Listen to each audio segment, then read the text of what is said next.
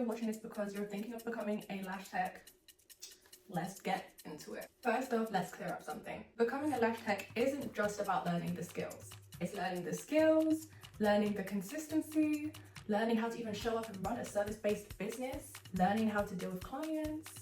So if you go into this thinking it's just quick, easy money, you will burn out very quick. If you go into this thinking, I am building a skill here, you will last. And over time, it becomes easy money, let's put it that way. But at the start, I'm just gonna be so real with you throughout this whole video. It's not a quick, immediate, easy thing straight away. You need to build first, and we are setting the foundations in this video. So step one is obviously training. So you need to actually do a course to become a lash tech. I actually offer courses. If you ever wanted to do a course with me, you can always drop me a message via my socials, they'll be in the description, or you can just straight away get onto a course I have online, in person. Make sure you choose a course which gives you some kind of support and guidance after your course as well, because yes, someone can teach you how to do lashes. It's sort of, not to say simple, but you're going to be taught a similar technique wherever you're going, because you just need to get the extension on the natural lash and isolate it and everything properly.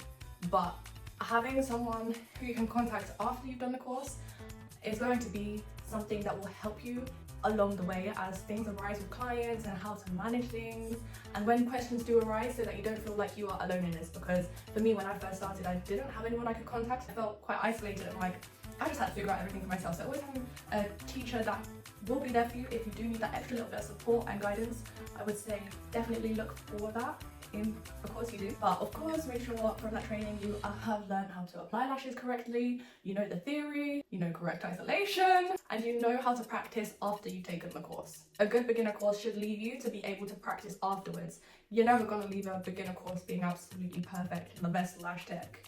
It's just, I hate to say unrealistic because anything is possible, but it's a bit unrealistic because it is just a new skill and new skills take practice. So once you've taken the course, you will need a kit to actually get you started. I have a whole other video on this topic of how to start a lash business with under £350.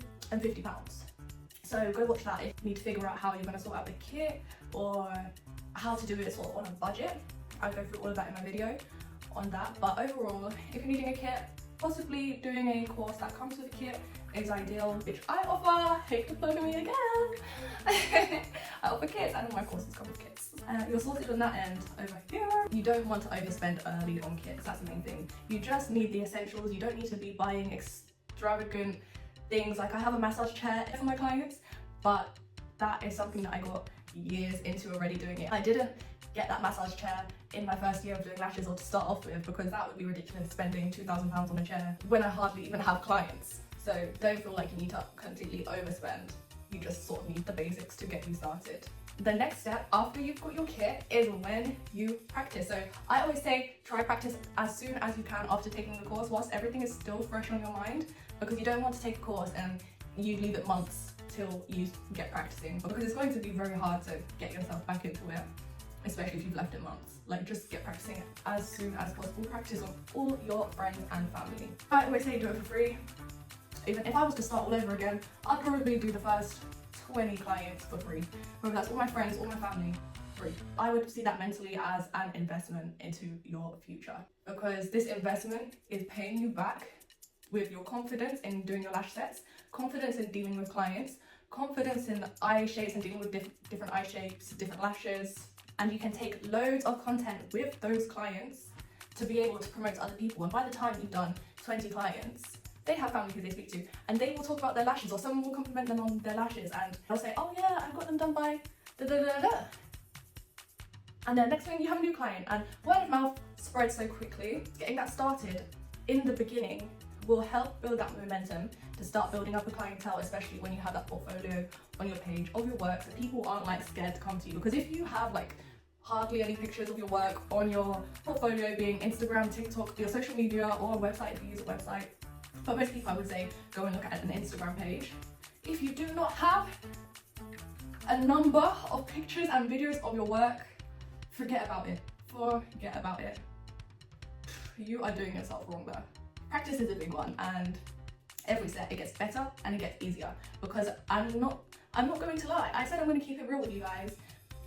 At the beginning, doing lashes, it is challenging. It's not the easiest skill. It looks easy and it becomes easy once you've mastered the skill, but you can only master it by repetition and doing it again and again and again. So let's do a realistic timeline of what this all could look like. Month one, first month, you do your training course. You practice on models all throughout this first month, whether that's just in your spare time, over the weekends, in the evenings, and you're building up that speed and confidence in doing your lash sets. Month two, potentially you are taking on new clients as you've done all of your free clients. You're taking on some more clients, but now you are also charging them, whether that be a small amount. It doesn't need to be making you crazy profits or something. It's just a small amount, even just to cover the costs of the product.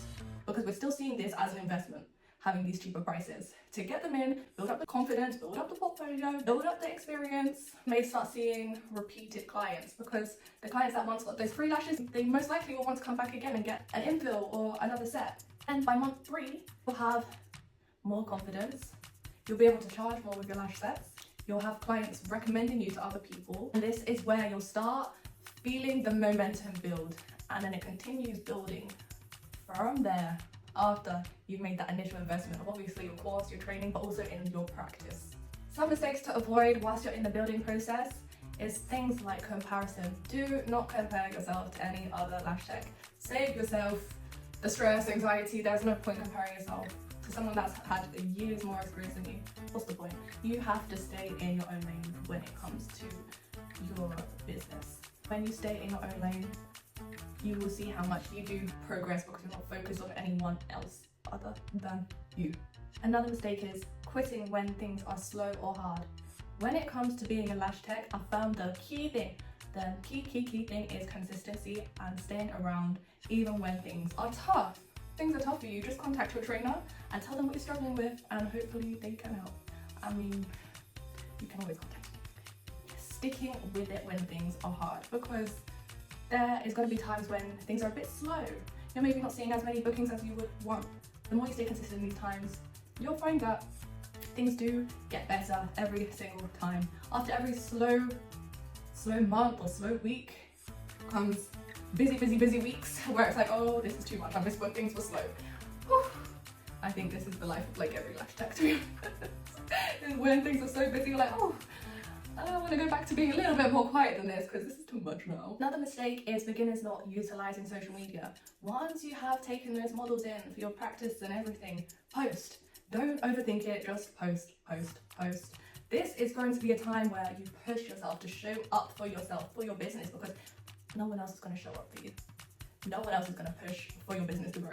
You need to start seeing it as a business if you do want to grow further. You can't be running this just anyhow with no structure or any care, or just like it's just a hobby that you do here and there. You have to give it a level of importance and a level of time, because that will be reflected in how you treat your clients. You have to treat your clients like they are VIP, not like they're just temporary or they're just here to pay something or here to pay your bills or I don't know.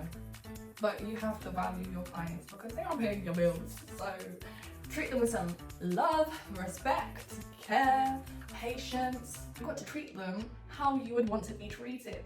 Another mistake I see, or I've even experienced myself going to like other lash techs, is they won't even make basic conversation like a how are you okay? Like, you don't have to conversate with your clients if you don't want to, or your clients don't want to talk. Normally I gauge from client to client. If they want to talk more, normally they'll talk more and continue a conversation, but clients that just want to chill, relax and not really speak, I can pick up on that and just leave them to it and whatever. But having the common decency to just ask if someone is okay, how their day's been, very simple. But those small things make a big difference. If you're just in and out with your clients, not saying anything and you've got headphones on, I don't know, I wouldn't like it's not giving in my opinion. For me in my business, they play such a big part, because yes, you can do everything and still be stressing over the outcomes of if things are going to work out, etc. But doing everything that you can do and then saying, God, I have done absolutely everything I can possibly do to make this thing work. If you want it to work, let it work, God. Oh, let it work. And just having that faith. You trust God with the timing. You're not rushing the process, not panicking about the outcome. It really is a game changer, because before I was serious about God, I wasn't as serious about my business.